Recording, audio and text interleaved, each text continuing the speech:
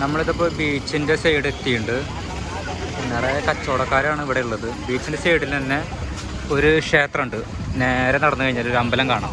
അപ്പോൾ അവിടേക്ക് നമ്മൾ ആദ്യം പോകുന്നത് ഈ കാണുന്ന അമ്പലമാണ്. ബീച്ചിൻ്റെ സൈഡിൽ കാണുന്ന അമ്പലം. ടിക്കറ്റ് കാണിച്ചു കൊടുക്കാം. അപ്പോൾ നേരെ പോകുമ്പോൾ ടിക്കറ്റ് നമ്മൾ എടുത്തിട്ടുണ്ടായിരുന്നില്ല. ആ ടിക്കറ്റ് കാണിച്ചു കൊടുത്താലാണ് ഉള്ളിൽ കയറാൻ പറ്റുള്ളൂ. ഇതാണ് ഗേറ്റ്. ഇവിടെ ഒരു പ്ലാസ്റ്റിക്കിൻ്റെ കൊണ്ടൊരു ക്ഷേത്രം ഉണ്ടാക്കി വെച്ചിട്ടുണ്ട്. ഒരു ഡൂബ്ലി. എല്ലാ ടിക്കറ്റിലും ഇതുപോലെ ഇവർ സീല് വെച്ച് തരുന്നുണ്ട്. ഇപ്പോൾ 1, 2, 3 സീല് വെച്ചു. 4-5 സ്ഥലം കാണേണ്ടത് അവിടെ പോയില്ല. ഇത് അറിയണ്ടായിരുന്നില്ല. 2 സ്ഥലം 3 സ്ഥലം കഴിഞ്ഞപ്പോൾ നമ്മളിത് അറിഞ്ഞത് സീലിൻ്റെ പരിപാടി. കുടിക്കണ വെള്ളം ഉണ്ടല്ലേ? വെള്ളം കുടിച്ചിട്ടില്ല അല്ലേ? റെഡ് കാണുന്നില്ല. ആണ് ബീച്ച്. റെഡ് ഉണ്ടാകുമ്പോൾ നമ്മൾ അവിടെ എത്തിയത് അർത്ഥം. ഇവിടെ കരിങ്കല്ലിൻ്റെ ഇൻ്റർലോക്കാണ് തന്നുള്ളത് നടക്കാൻ. നല്ല സുഖമായിട്ട് നടക്കാൻ. ഇപ്പോൾ നല്ല തണവാണ്. അത് കാരണം നല്ല സുഖമാണ് ഇപ്പോൾ നടക്കാൻ. വെയിലില്ല തീരെ. വൈകിട്ടൊക്കെ വരുമ്പോൾ നല്ല അടിപൊളിയാണ്. ബീച്ച് കണ്ടുവരുന്ന ആൾക്കാർ തിരക്കാണ് ഈ കാണുന്നത്. ഫുള്ളും ബീച്ചിൻ്റെ ഏരിയ കാരണം ഇവിടെയാണ് ആൾക്കാർ ക്രൗഡ്. ആ ഭാഗത്തായിട്ടാണ് ബീച്ച് വരുന്നത്. കുറേ വഴിയോര കച്ചവടങ്ങൾ അവിടെയുണ്ട്. നമ്മളിപ്പോൾ എൻട്രൻസിൻ്റെ ഭാഗത്തേക്ക് എത്തിയിട്ടുണ്ട്. അപ്പോൾ ഇങ്ങനെ നേരെ നടന്നു കഴിഞ്ഞാൽ ഈ ബീച്ചിലേക്കും പോവാം. വന്ന വഴിയാണ് ഈ കാണുന്നത്. സൂര്യൻ അസ്തമിച്ച് തുടങ്ങിയിട്ടുണ്ട്. ഇനിയിപ്പോൾ അധികം അങ്ങോട്ട് കയറാം.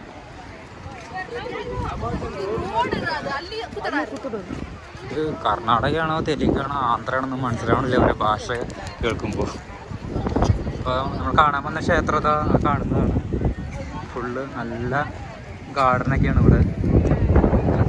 നല്ല പച്ചപ്പ്, നല്ല തണവുണ്ട് ഇവിടെ.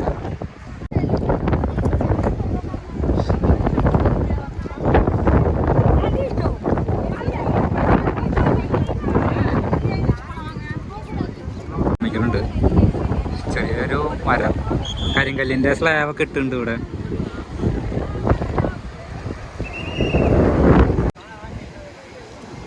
കടൽ നല്ല കൂടുതലാണ്. നമുക്ക് കടലിൻ്റെ അവിടേക്ക് പോകാൻ പറ്റില്ല എന്ന് വെച്ചാൽ ഒരു കമ്പി വേലി കെട്ടിയിട്ടുണ്ട്. അതിനായിട്ട് കടക്കാനൊന്നും പറ്റില്ല. എല്ലാവരും ചാടി ചാടി കിടക്കുന്നുണ്ട്. ക്ഷേത്രത്തിലേക്ക് ഇതാ റോഡ് അങ്ങനെയാണ് പോകാൻ. ബീച്ചൊന്ന് കാണാം.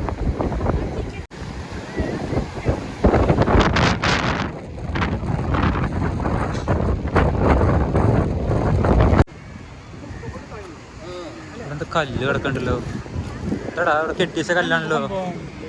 അറിയില്ല ഇതെന്ത് കടലെടുത്ത് പോയാണോ? ഇവിടെ കല്ലുകളൊക്കെ ഉണ്ട്. ഇവിടെ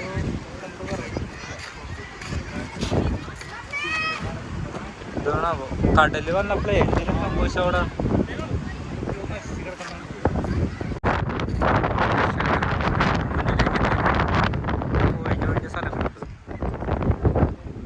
കടലൊക്കെ കയറി.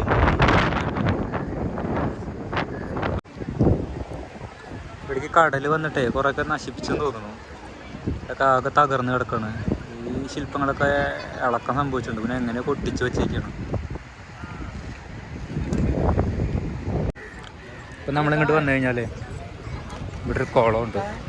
കണ്ടില്ലേ? അതിൻ്റെ അടിയിൽ വേറെ ചെറിയ കിണർ പോലെ ഉണ്ട്. ഇവിടെ കണ്ടില്ലേ സ്തൂപങ്ങൾ, ക്ഷേത്രം കണ്ടില്ലേ?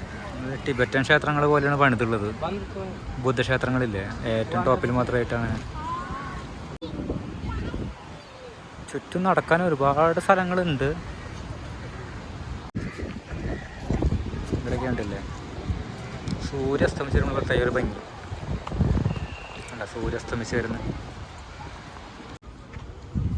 ഒരുപാട് പേര് വന്നിട്ട് നല്ല ഫോട്ടോഗ്രാഫ് എടുക്കലാണ്. ഇവിടെയൊക്കെ നോക്കിയ പ്രത്യേകത ഒരു വൈബ്. അവിടെയൊക്കെ പൊളിഞ്ഞു, മൊത്തം പൊളിഞ്ഞിരിക്കണം. കടൽ വന്നാന്ന് തോന്നുന്നു. കടൽ കയറിയിട്ടേ അവിടെ കണ്ടില്ലേ കല്ലൊക്കെ ഇങ്ങനെ പൊളിഞ്ഞു. സിംഹങ്ങളാന്ന് തോന്നുന്നു, കടുവകൾ വയ്ക്കാൻ തോന്നുന്നു. ഒക്കെ പോയി. ഫ്രണ്ടിക്കൊന്ന് പോയിട്ട് വരാം. എന്താ കാലഘട്ടം കൊടുത്തിട്ടുണ്ടോ? 985 2014 പണിയാൻ ചെയ്തു. ഇയർ 1010 ഇത് മഹാഭാരതം എന്നാ പറയണത്. തമിഴ് ആട മഹാഭാരതത്തിൻ്റെ മഹാഭാരതമായിട്ട് ബന്ധമുണ്ടെന്നാണ് പറയപ്പെടുന്നത്.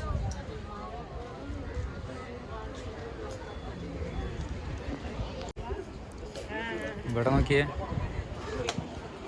ഇതിൻ്റെ ഉള്ളിലൊരു പാർക്കുണ്ട്. ക്ഷേത്രത്തിൻ്റെ ഫ്രണ്ട് വശം കടന്നു നമ്മൾ. ഇവിടെയൊക്കെ കുറേ എന്തൊക്കെ ഉണ്ടായിരുന്നു, ഒക്കെ പൊളിഞ്ഞു പോയി. കണ്ടില്ലേ, തറഭാഗം മാത്രമേ ഉള്ളൂ.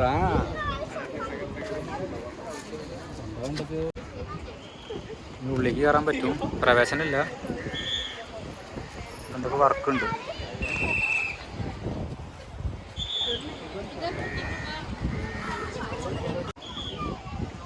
സൈഡ് കണ്ടില്ലേ,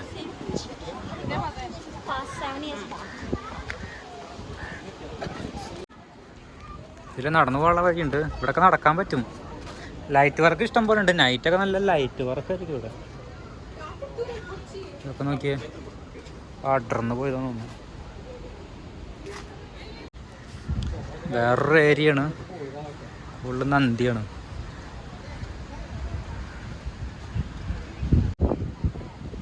കണ്ടില്ലേ, കുറേ ബലിക്കല്ലൊക്കെ ഉണ്ട്. ഇതൊക്കെ എൻട്രൻസ് ഗോപുരമാണ് ഇവിടെ വരേണ്ടത്. ആ, മേലൊക്കെ ഉണ്ടായിരുന്നു. റോഡുകൾ എന്ത് ലുക്കല്ലേ. ബലിക്കല്ല് 1 2 3 ബലിക്കല്ലൊക്കെ. സൂര്യോദയം അടിപൊളിയാട്ടോ ഇവിടെ.